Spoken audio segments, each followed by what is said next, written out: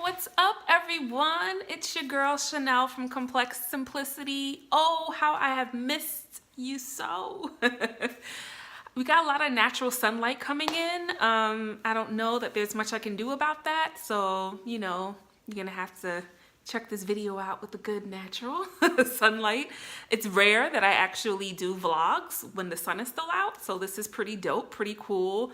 I missed you so. It was pretty much a week since I last did a vlog. It was just one of those random, rare, busy weeks. Didn't feel too good for about a day, but I'm much better now. And I got to spend a lot of time with the hubby. I try when he is home to really utilize that time to just spend with him. And for some reason this week, his schedule was where he was pretty much home every day this week.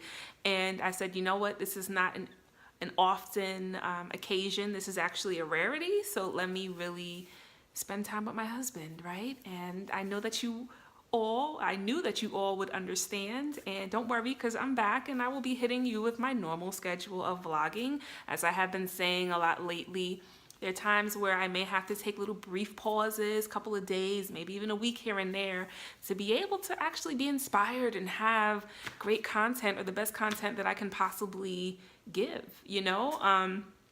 So today I may talk about a mixture of things. I feel like it's been a while since we've last spoken. So I may have to catch you up on a few things.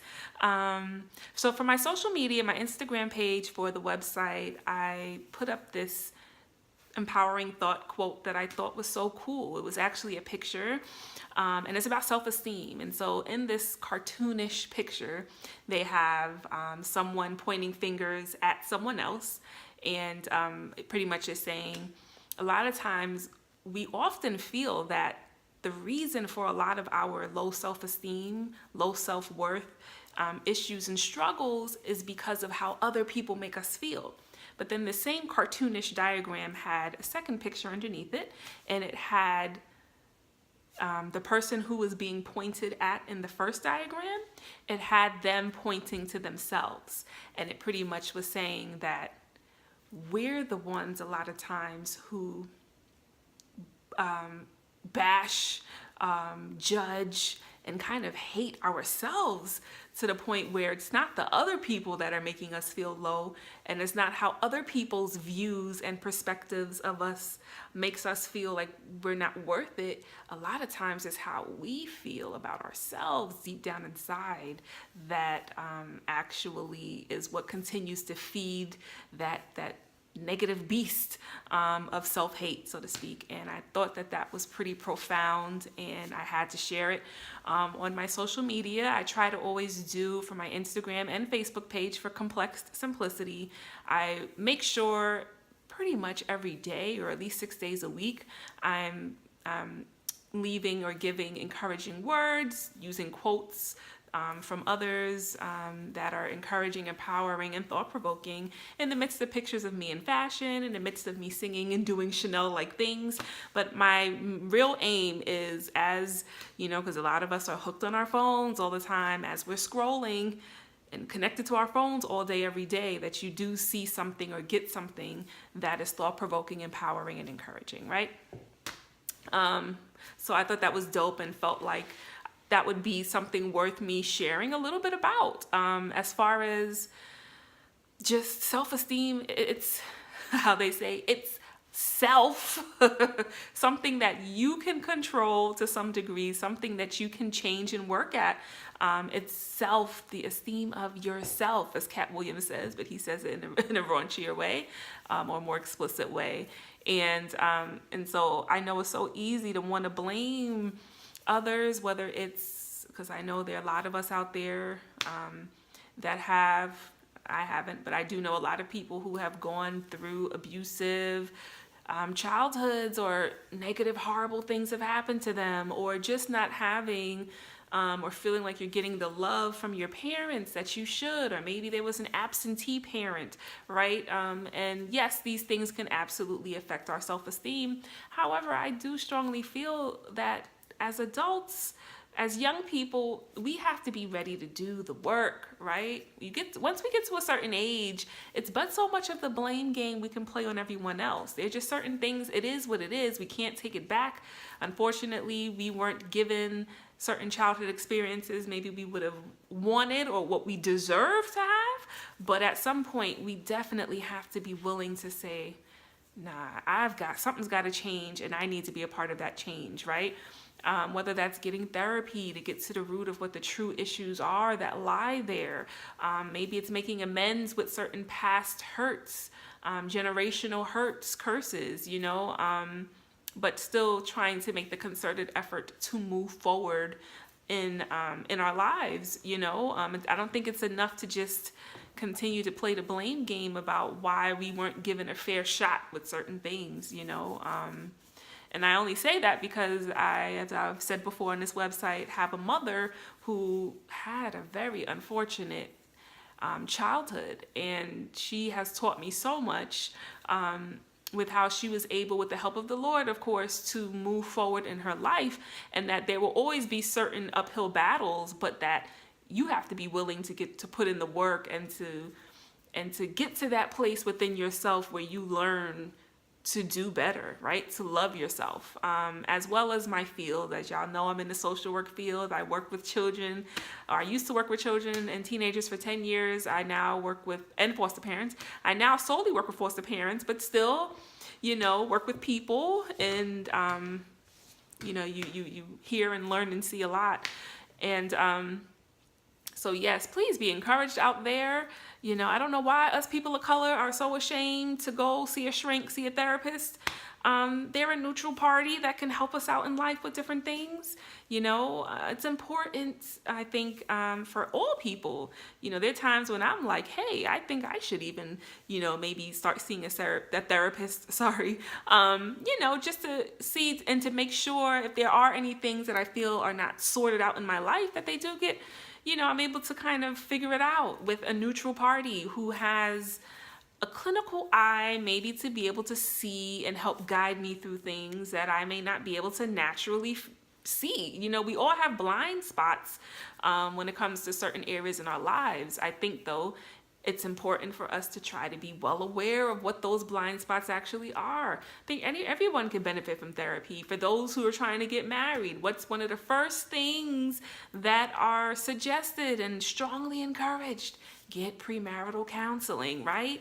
So it's not something to look at as if something's wrong with you or you're crazy. It's just an extra clinical support, therapeutic support out there to help all of us. Nobody's saying you have to be in therapy your whole life, but if there's certain things, if you feel like there's certain blocks, you keep hitting certain walls with certain things in your life, like, why not? And that leads me to the next point. I know I've talked about this before on the website, with regards to the choices we make. I don't think a lot of us understand a lot of our issues are all connected, right? So if I struggle with having a healthy sense of self and self-esteem and trusting my instincts, making good then it's going to affect my ability to make good decisions for my life, for myself, right? And so it's like one thing definitely can affect the other negatively, and before we know it, we can have this ripple effect of like problems and crises going on. Sometimes when we struggle with having self-esteem and certain, strong or healthy self-esteem overall, or a lot of insecurities in certain areas of our lives, maybe that makes us more attention seeking. Maybe it skews our ability to attract the right people around us, whether that's by way of romantic relationships or just platonic relationships. Maybe it's easier for us to now have people who are not going to treat us well, who are not going to have our best interest at heart, who are not going to see our worth. Why? Because we're struggling with seeing our own worth and the positive things that we bring to the table with loving ourselves. Like, if I can't love me, how can I expect for someone else to, right? Is that what I'm trying to say? If I can't love me enough where I know my worth, am I going to attract people who are going to have that ability to love me in that way. Maybe there's those rare occasions where there's someone, who struggles with such low self-esteem, but someone falls madly in love with them and is able to love them through things. But I don't really know that happens often. I think, I think I put up a quote months ago, you date at the level of your self-esteem, right? And so if I'm struggling with loving me, am I going to attract other people who are going to struggle with truly loving and accepting me for all that I bring to the table? Are they going to be able to meet my needs, my emotional needs, right? My physical needs? There's a lot to be said. I feel like it all starts and stems from childhood, which affects our self-worth. It's funny, on Saturdays, I do a training with people who want to be foster parents, and the topic today was identity, sense of self, self-concept, self-worth, feeling lovable, capable, worthwhile. I had to train on all this stuff, and it all, how can I say it all plays huge factors in our lives. Us really being able to really say, oh, because I struggle with loving me the way and seeing my strengths, seeing how beautiful I am, the good person that I am, how worthwhile and capable and lovable I am. Are the people around me going to be able to see that? Am I going to just allow them to treat me any old kind of way because I don't love me enough? Is it going to be okay that they don't fully meet my needs because I don't feel like I'm worth it, right? I'm lucky to have a piece of man or a piece of woman, It's so important. I feel like I always sound like a broken record, but I say this with such love. It is so important for us to do the work, to be able to know and learn to love ourselves and know that we're worthwhile. We're worth everything and more, right? We deserve to be treated like kings and queens out here, y'all. Please, let's stop letting people stomp all over our hearts, ishing all over us, using us, abusing us, neglecting us. Let's take that power back and say, listen, I may not know how to love me the way I need to love me, but I'm going to start this path and journey today. And this will be the last time that you play yourself, disrespect me, make me feel like I'm nothing, cheat on me, beat on me, all of that. You'd be surprised how many people deal with this stuff. I feel like I'm encountering people more and more and more every day who really, really deal with some real life-ish, y'all. Real stuff, legit stuff that is difficult. Things that could send anyone to drugs, make anyone, just be miserable out here in life. I just wish that you could just put healthy self-esteem and self-worth in the bottle and I could just sprinkle it on people like fairy dust. It's come on. And what I'm realizing, it also affects how not what I'm realizing, but it affects how we are as adults if it goes unaddressed, right?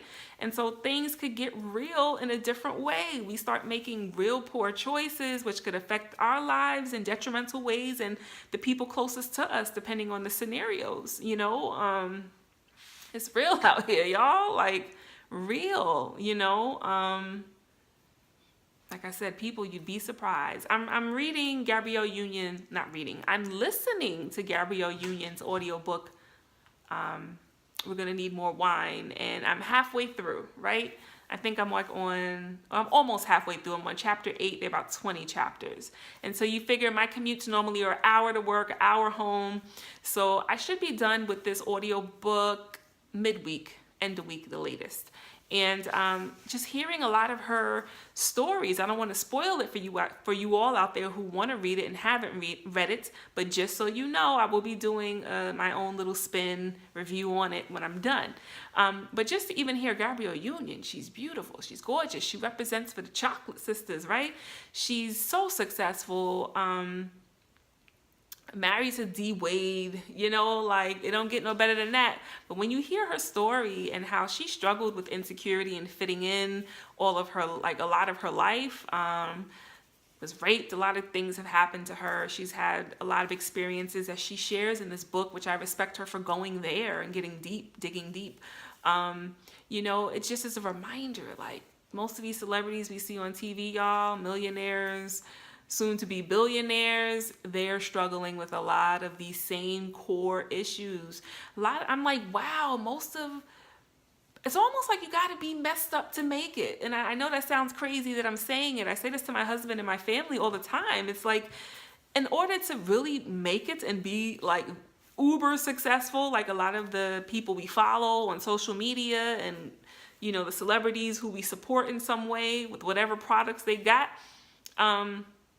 it's like they all have to go through a lot of stuff, you know, aside from the evils of the industry. I'm talking about even in their childhoods, like having or coming from broken homes, or, you know, or maybe single parent homes, or going through some level of abuse in life. Like their stories, a lot of their stories are very intense, you know, which probably is what helped give them the drive to get to where they are. You know, I'm convinced to be uber successful, it's almost like you got to have a whole other kind of motivation. And a lot of their motivation comes from maybe negative experiences, if I'm being completely honest.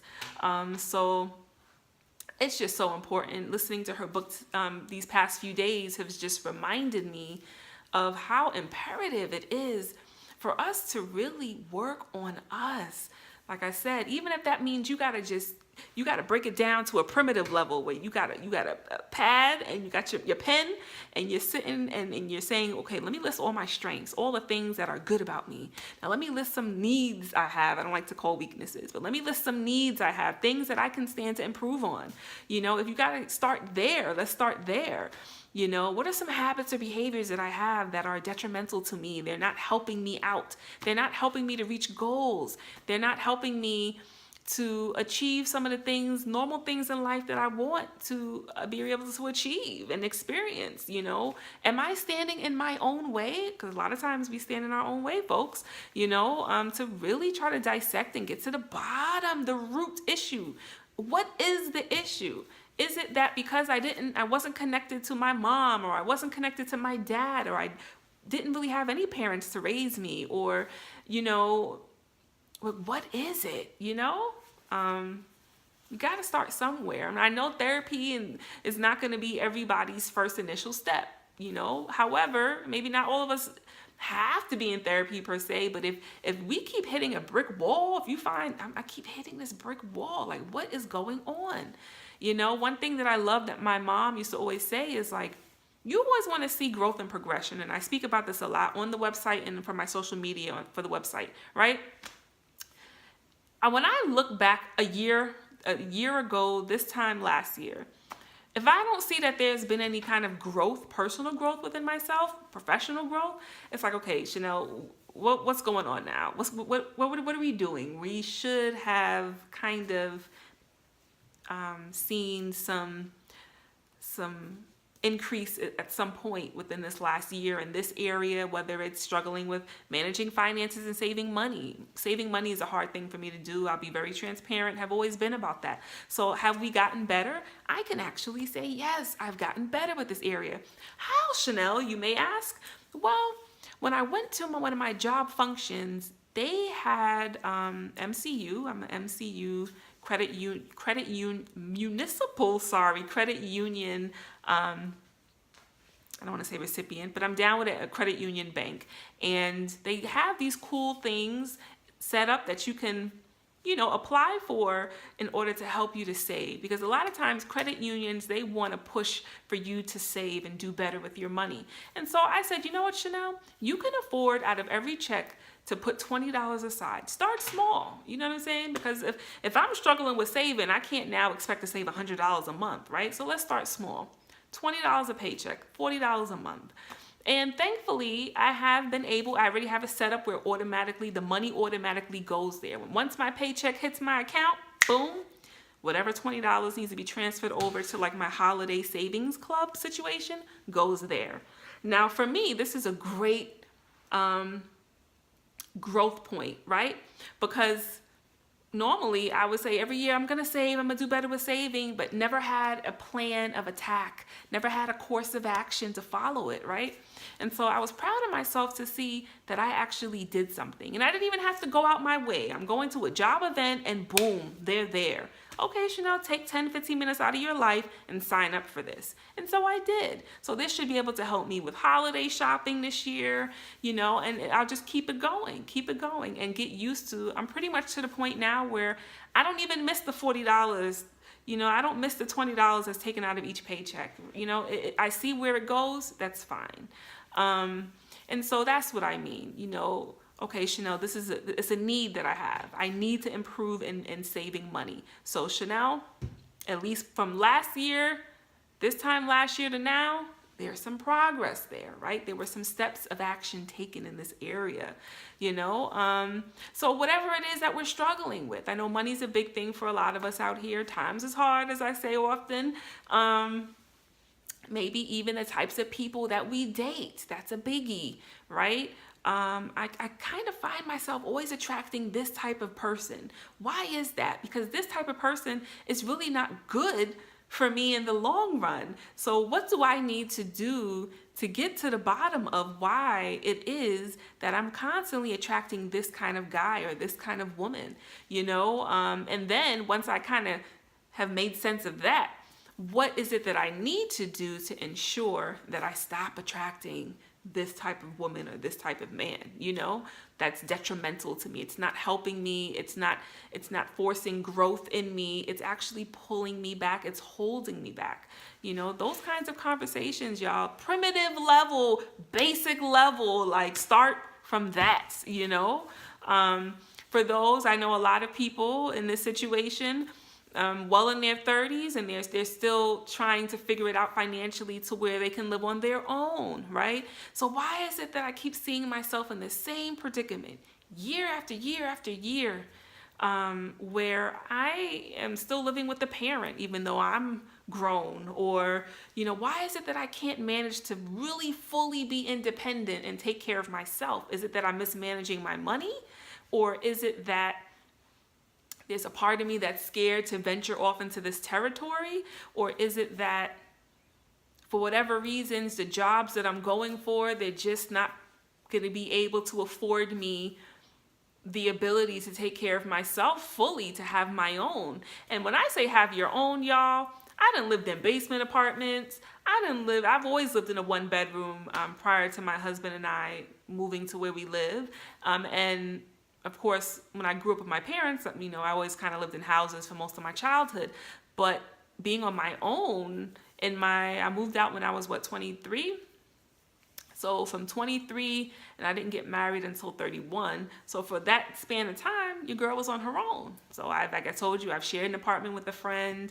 From there, I stayed with my ex-sister-in-law for like 10 months to kind of figure things out. And then I got my own, and consistently from the age of 24-ish, turning 25, been on my own. Had to make sure I kept the lights on, the roof over my head. Did I have moments where I kind of got backed up in rent? Absolutely. It happens, right? But you learn how to do better. You learn how to survive. I can honestly say I ain't never been evicted from anywhere I've lived. The lights have never been cut off anywhere I've lived. You figure it out.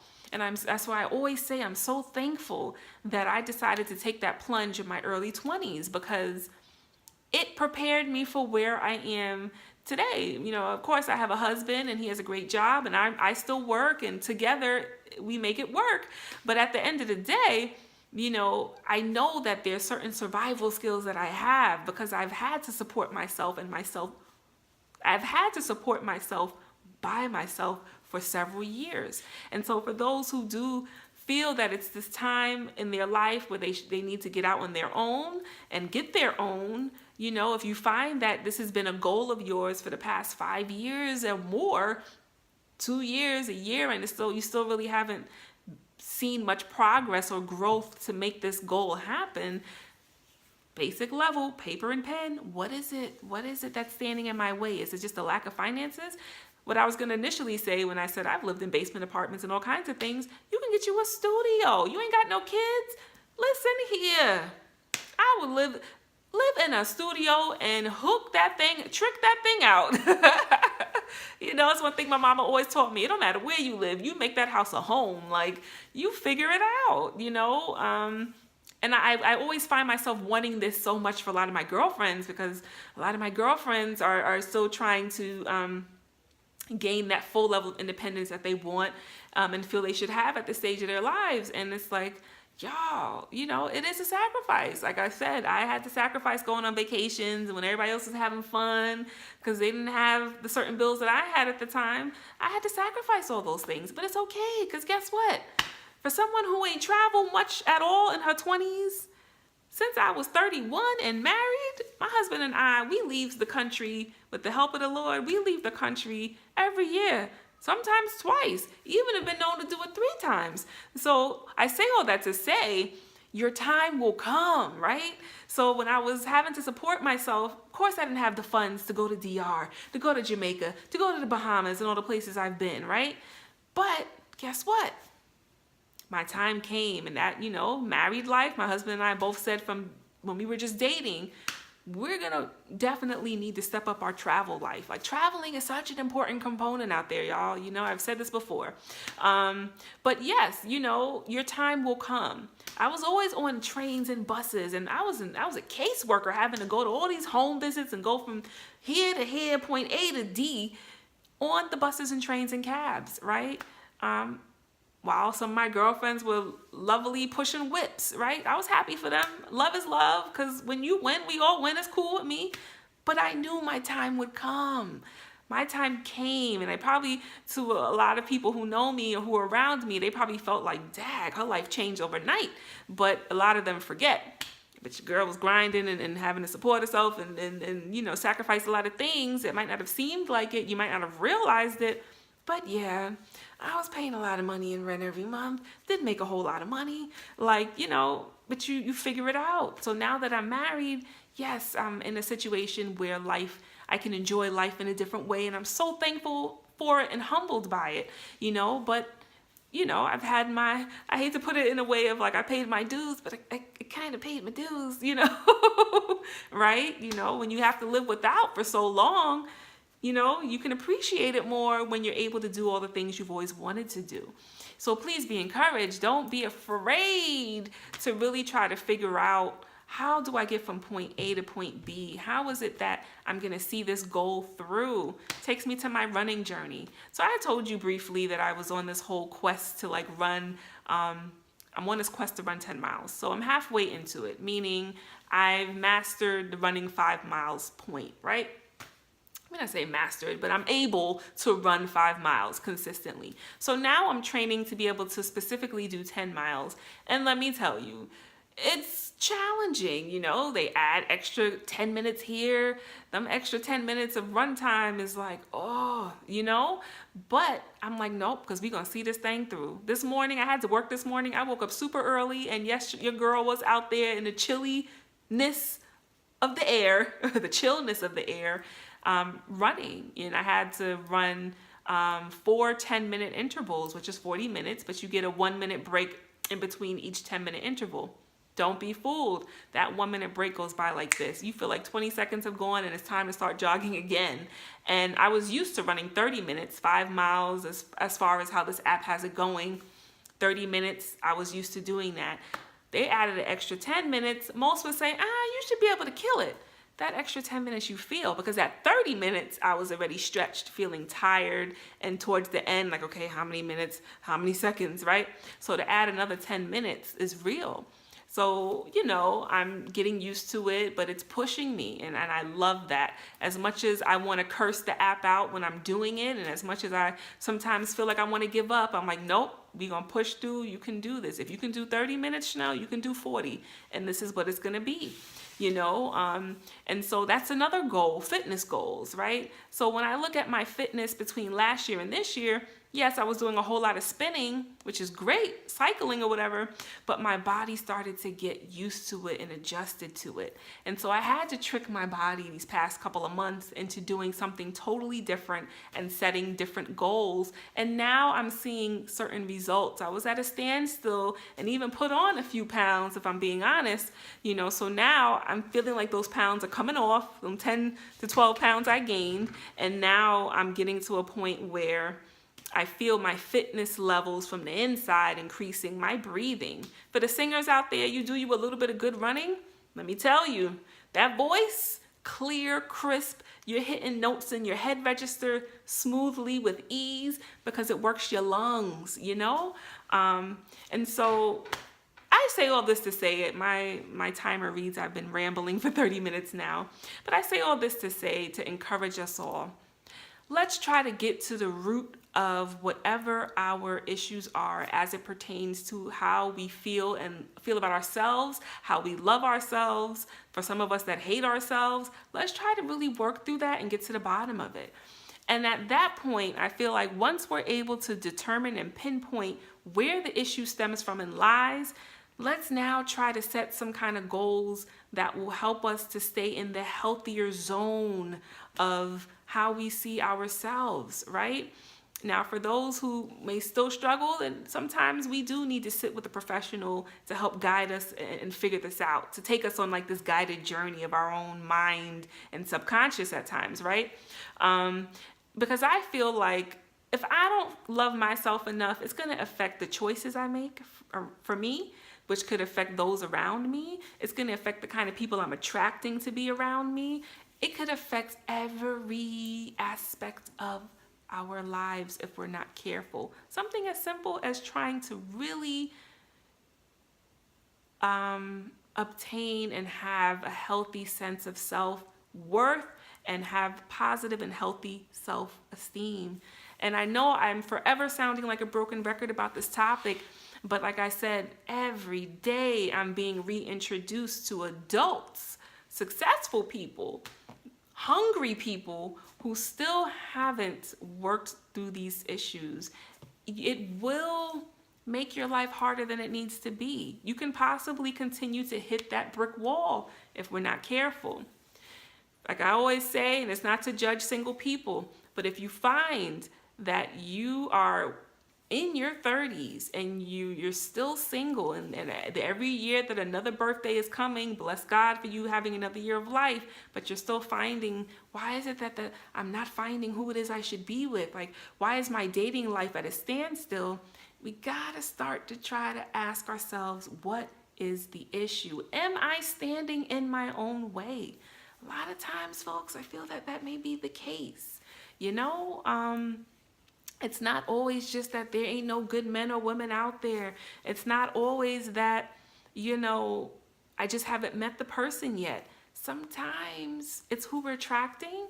Sometimes it's even who we're not attracting because of whatever it is that's going on in here and what we're radiating when we're meeting people, right? So please, I urge you, take this for what it is.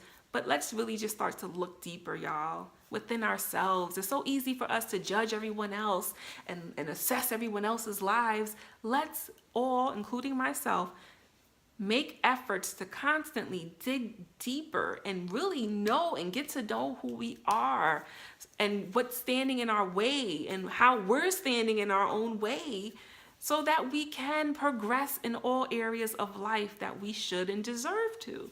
You know what I'm saying? Gotta do the work, folks. Anyway, let me stop rambling your head off. Continue to check me out at complexsimplicity.com. I'm back in full effect. So thanks so much for the love, as I say. And until next time.